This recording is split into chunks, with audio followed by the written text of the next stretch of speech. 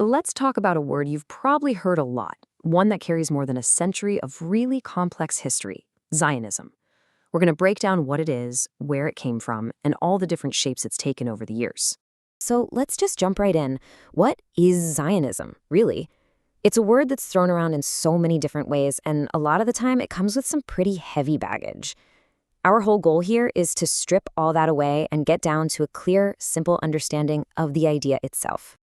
Okay, to really wrap our heads around this, we need to start with a solid foundation. Let's lock in a clear, straightforward definition that we can build everything else on. At its absolute core, Zionism is a nationalist movement, and that part is key. You got to think about the 19th century. It was like the age of nationalism all across Europe.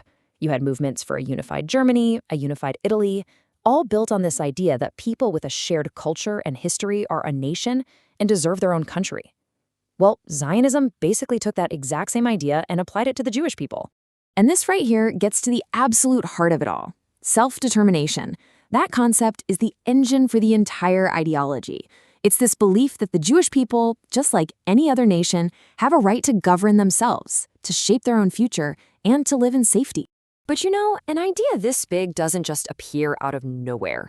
To really get it, we have to dig into its historical roots, the world it was born into, and the very specific problems it was trying to solve.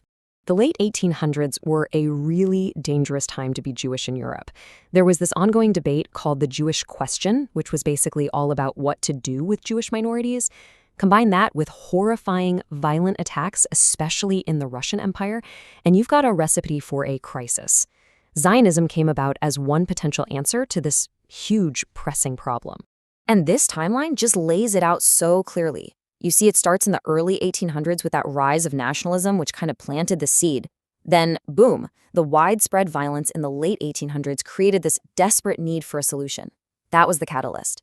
In 1896, Theodor Herzl writes The Jewish State, giving the idea a political roadmap. And just a year later, it becomes a real, organized movement. You can just see how one thing led directly to the next. So we've got the history down. Now let's get into the nitty-gritty. What are the core beliefs, the pillars that actually hold up the entire ideology? You can really break it all down into these four big ideas. First, the belief that Jewish people are a single unified nation, not just followers of a religion. Second, this idea of an unbreakable, ancient connection to a specific piece of land. Third, the argument that having a state is absolutely necessary, not just for safety, but to bring back Jewish culture and the Hebrew language in a big way. And finally, this goal of gathering Jewish people from all over the world back to that one homeland. And that idea of ingathering has its own special term, aliyah.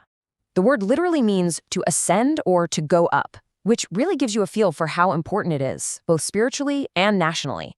It's the real-world action of immigration that takes Zionism from an idea to a reality on the ground. Now, here's where it gets really interesting. Zionism was never just one single thing. Right from the start, there were different and sometimes even competing ideas about what a Jewish homeland should look like and the best way to make it happen. And this table just breaks down that diversity so well. You've got political Zionism, the kind Herzl was all about. For him, it was about politics, diplomacy, getting a legal charter, the whole 9 yards.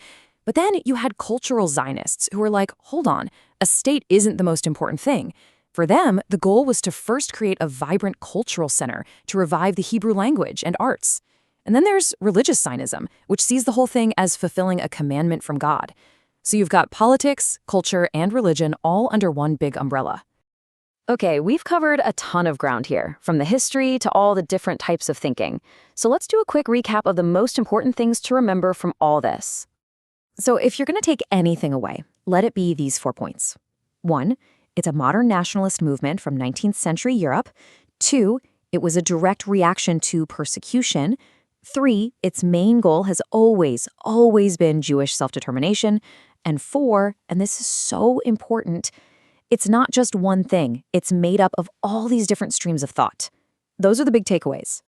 And this famous quote from Herzl, it just captures the whole spirits of the early movement perfectly. It's all about this belief that something that seemed like a total fantasy could actually be made real through sheer will and organization. So we'll leave you with this to think about.